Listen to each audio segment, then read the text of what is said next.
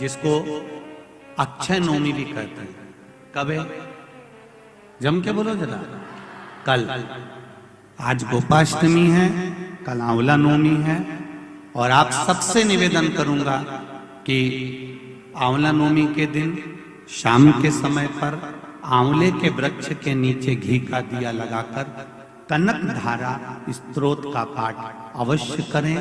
नहीं आता हो तो मोबाइल पे उसको सुने, पर एक बार आंवला नवमी के दिन आंवले के वृक्ष के नीचे कनक धारा स्तोत्र का पाठ चाहे संस्कृत में चाहे हिंदी में करना चाहिए। उससे साल भर लक्ष्मी की कमी नहीं आती और आनंद का अनुभव करो। एक कितना सुंदर संवाद यहां पर लिखा हुआ है।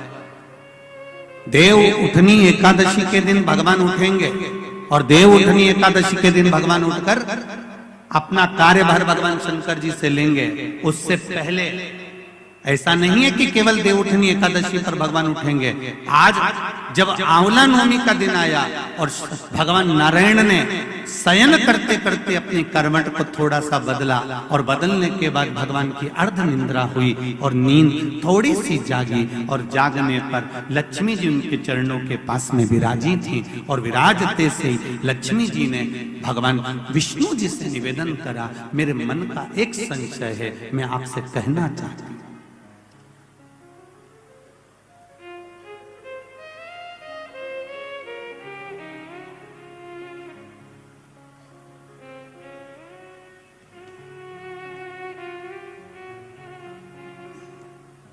यह हमारे मन का भाव है कि हम भगवान को देव सोनी एकादशी पर सुलाते हैं और देव उठनी पर उठाते हैं। पर हमारी श्रीमद् भागवत कथा कहती है, शिव महापुराण की कथा कहती है, अग्नि पुराण, पद्म पुराण, नर्मदा पुराण हमको वर्णन करती है। एक क्षण की निंद्रा ब्रह्मा जी को आई थी और ब्रह्मा जी की झपकी एक क्षण की लगी थी और हाथ से वेद नीचे गिर गए थे। वेद नीचे गिरे, हयग्रीवा ने धारण कर लिए और चारों तरफ पानी पानी हो गया और पूरी पृथ्वी पानी में जल में मग्न होने लगी। जरा विचार करिएगा, एक क्षण की निंद्रा ब्रह्मा जी को आई और वेद हाथ से चले गए और पानी पानी हो गया।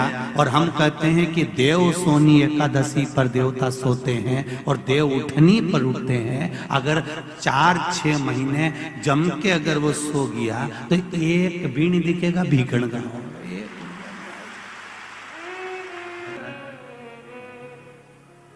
ये सोने की तो भगवान की लीला है।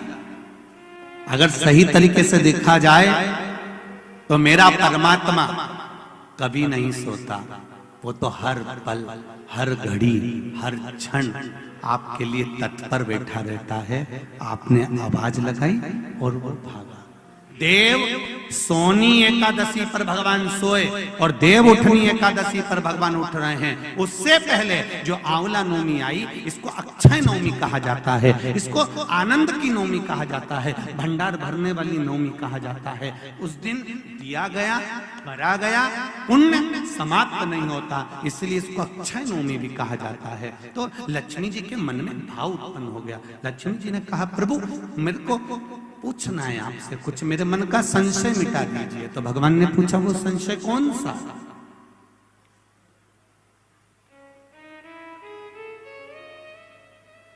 क्या संशय है आपका?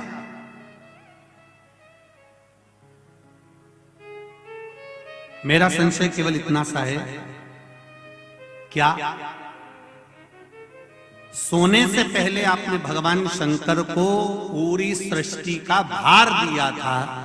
क्या शंकर भगवान पूरी सृष्टि को सही से चला रहे हैं? आपको ज्ञात है?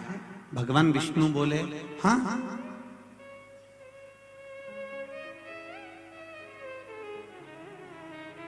चला रहे। संशय मिटा दो। भगवान ने कहा, कौन सा संशय? मुझे थोड़ी सी परीक्षा ले। अभी तक नारायण भगवान करवट लिए थे, आज नारायण भगवान सीधे होकर पूछ रहे हैं, परीक्षा आपको लेना है? हाँ, लक्ष्मी विचार कर लेना। लक्ष्मी तुम्हारे मन में क्या शंकर भगवान के प्रति भेद उत्पन्न हो रहा है? शिव जी के प्रति भेद उत्पन्न हो रहा है? मेरा एक निवेदन पूर्ण श्रोता भाइयों से निवेदन है, शंकर भगवान पर कभी भेद उत्पन्न मत करना। क्या शिव जी को जल चढ़ाने से ऐसा होता है? क्या बेलपत्री खाने से ऐसा होता है? पहले चढ़ाकर देखो, खाकर देखो, लाभ हो तब विचार करिए क्या हाँ होता है।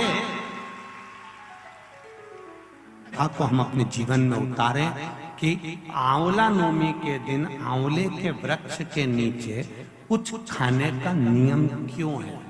बोलो, यहाँ से पहले लोग आंवला के पेड़ के नीचे पिकनिक मनाने जाते थे कि नहीं जाते थे? आंवले के वृक्ष के नीचे बैठते कि नहीं बैठते? क्यों? कोई तुमसे पूछे, कल के बच्चे तुमसे प्रश्न कर लेंगे, मम्मी ये आंवले के वृक्ष के नीचे क्यों पूजन करती हो? आंवले के पेड़ के नीचे क्यों जाती हो? आंवले के वृक्ष के नीचे पिकनिक मनाने क्यों जाना चाहिए? आंवले के वृक्ष के नीचे कुछ क्यों खाना चाहिए? आंवले के नीचे बैठकर दीप क्यों जलाना चाहिए? आज के बच्चे, जो विज्ञान का युग है, इस विज्ञान के युग के बच्चों को विज्ञान के साथ जोड़कर बताना पड़ेगा आपको कि आंवले के वृक्ष की महत्वता क्या है।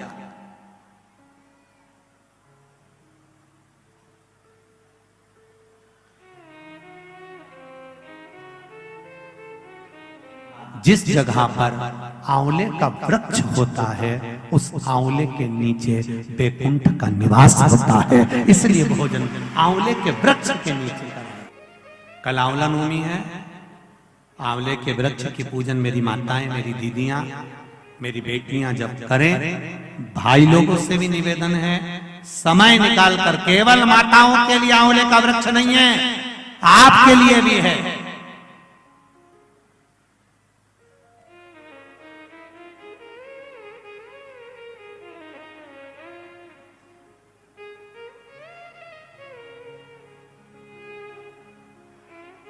और मेरी माताओं से एक निवेदन, आंवले के वृक्ष के नीचे पूजन करने जाओ, एक पत्ती भी अगर पड़ी हुई है तो उसको भी थोड़ा सा उठा कर लिया ना। अगर घर का कोई व्यक्ति नहीं गया होगा तो उसको मस्तक पर घर में ही वो पत्ती लग जाएगी, तो बैकुंठ का भाव तो उसके पास तक पहुंच जाएगा, उतना भी बहुत है।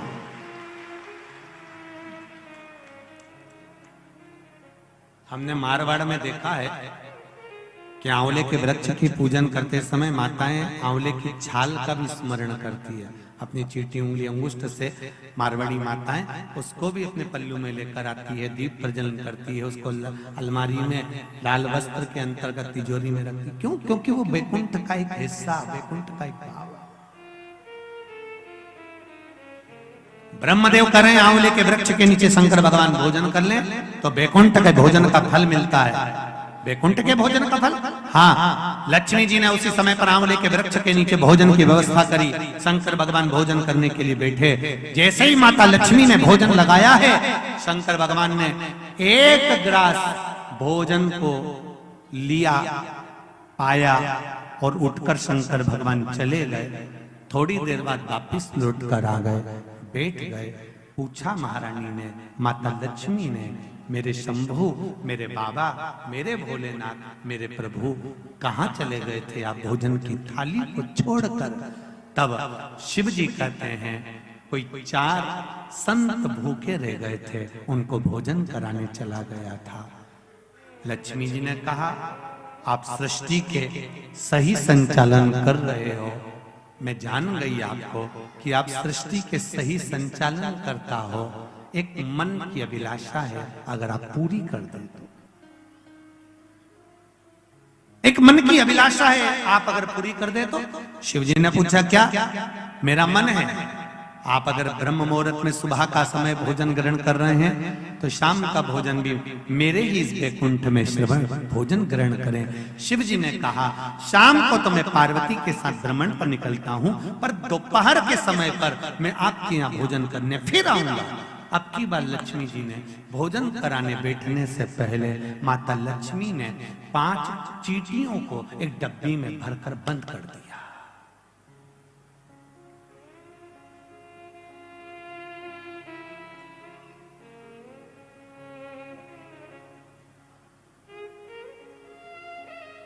पांच चींटियों को माता लक्ष्मी जी ने डब्बी में बंद कर बंद कर दिया, भर कर बंद करा। शिव जी भोजन करने बैठे, बड़े प्रेम से भोजन पा रहे हैं भोलेनाथ, और आवाज लगाया भोलेनाथ जी ने, अरे लक्ष्मी, तुम्हारी माता ख्याति देवी मुझको ऐसे ही भोजन कराती थी। तुम्हारी माता ख्याति देवी भी मुझे ऐसे ही भोजन कराती थी और मैं प्रेम से पाता था। आज लक्ष्मी, आपके हाथ का भोजन कर कर मुझे ऐसा लग रहा है कि मेरी माता, आपकी माता ख्याति देवी ही मुझे भोजन करा रही है। आपको माता के रूप में आज मैंने देखा है, जैसे ख्याति देवी को देखा वैसे आपको देखा। तब भोजन पेट भरकर शिव जी ने जब किया, आचमन करा, लक्ष्मी जी ने कहा, भगवान नारायण ने आपको पूरी सृष्टि का भार तत्व दिया है कि पूरी सृष्टि का बोझ, पूरी सृष्टि का संचालन आपको करना है, पर मेरे मन का संशय यहीं धरा की धरा रह गया। आप पेट भरकर भोजन कर लिए और 5 चींटी भूखी रह गए।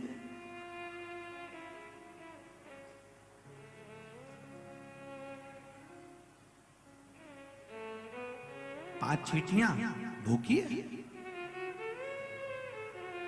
शिव जी मुस्कुराकर बोले, अरियो लक्ष्मी, कौन कहता है कि 5 चींटी भूखी है? कहां है चींटियां? लक्ष्मी जी कहती है, डब्बी में मैंने चींटी बंद